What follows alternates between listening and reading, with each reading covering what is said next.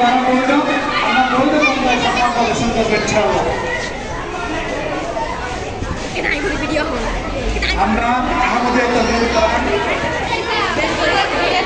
মাদ্রাসা শিক্ষক পরিবারের পক্ষ থেকে আমাদের সকল শিক্ষার্থীদেরকে অভিবাদন জানাচ্ছি, অভিনন্দন জানাচ্ছি তাদের এই সুন্দর আয়োজনের জন্য।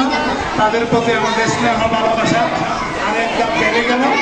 আশা করি আজকের এই শিক্ষক দিবসে নয়, তারা আজীবন তাদের সম্মানিত শিক্ষক শিক্ষিকাকে অন্তরের অন্তঃস্থলে জায়গা দিয়ে থাকবে, শ্রদ্ধা করবে, ভালোবাসবে এবং শিক্ষকদেরকে পথে পথে তারা তাদের জীবন অতিবাহিত করবে।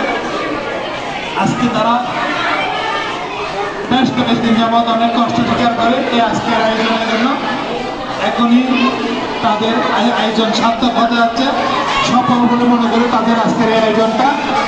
আমাদের সামনে যে সমস্ত শিক্ষার্থীরা রয়েছে তাদেরকে নিরাপত্তা পালনের জন্য পরামর্শ দেওয়া হচ্ছে। সবাই নিরাপত্তা পালন করো, কথা বন্ধ করো। সুশৃঙ্খলভাবে যে সুন্দর অনুষ্ঠান তারা উপহার করেছে সত্যি মনে রাখার মতো। আমরা জীবন আমাদের হৃদয়ের মনে করতে তাদেরকে জায়গা দিয়েছি, মনে রাখবো আমাদের শিক্ষার্থীদের কথা এবং আমরা তাদেরকে জীবনে সুনাগরিক হিসেবে মানুষের মতো মানুষ হয়ে পৃথিবীর শ্রেষ্ঠতম স্থানগুলো যাতে তারা দখল করে নিতে পারেন আল্লাহ দরবারে তাদের জন্য সে একযোগে রাখি। এবং এই আনন্দঘন মুহূর্তে আমাদের সকল শিক্ষকদেরকে আবার অভিনন্দন জানাচ্ছি। আপনারা মূল্যবান সময়টুকু দিয়েছেন, কেউ কোনো প্রকারের ব্যস্ততা রাখেন নাই, কেউ কোনো প্রকারের কাজে যান নাই।